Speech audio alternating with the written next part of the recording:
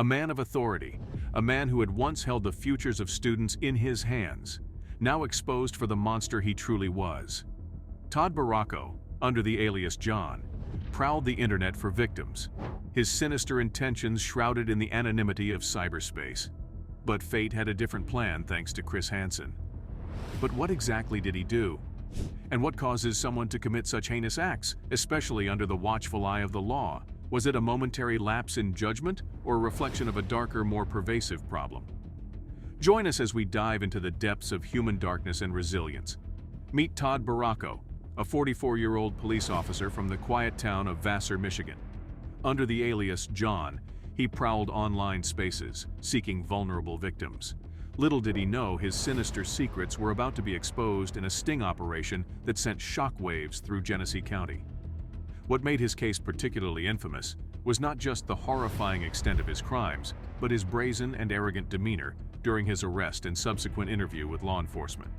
Barraco's sordid story unveiled a deeply troubling past.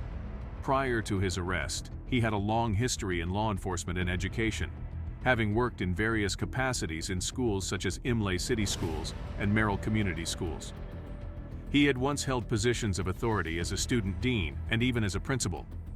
However, beneath this facade of respectability lurked a sinister individual. During Chris Hansen's sting operation, Barraco's conversation with an undercover agent revealed his shocking intentions, while the explicit details of his chat were not fully disclosed. It was known that he repeatedly mentioned the age of the boy he believed he was meeting. Disturbingly, there was also discussion about Barraco bringing condoms, emphasizing the predatory nature of his motives. When Barraco arrived at the sting house, he was met by the decoy who, despite clearly not being a minor, claimed to be 15 years old. Barraco, seemingly unfazed, questioned the decoy about his age. In a desperate attempt to escape, he tried to shut the door behind him, only to struggle and witness the approaching officers from the Genesee County Sheriff's Office prematurely. After Barraco was arrested, he didn't admit his guilt, even though there was clear proof against him. When the police caught him inside the house, he tried to cover his face with his arm, but the officers quickly handcuffed him. Meanwhile, the cameras were rolling, capturing every moment. Despite being confronted by Chris Hansen, who asked him questions in a firm and calm voice, Barraco didn't back down. He remained stubborn, saying he didn't do anything wrong and that his actions were legal. He refused to answer questions and insisted on having a lawyer present, showing his determination not to cooperate. When Chris Hansen showed the bottle of lubricant Barraco had, a very strong proof, Barraco still said he didn't do anything wrong. He didn't understand how serious it was. The truth hit him hard when Hansen explained that he had walked right into a trap that was shown on live TV, catching people just like him. At that moment, he knew he was in big trouble, and he was arrested right away. Initially charged with severe felonies, accosting children for immoral purposes and communicating with others on the internet to commit a crime, Barraco faced the full weight of the law. However, his temporary release on bail didn't halt the investigation.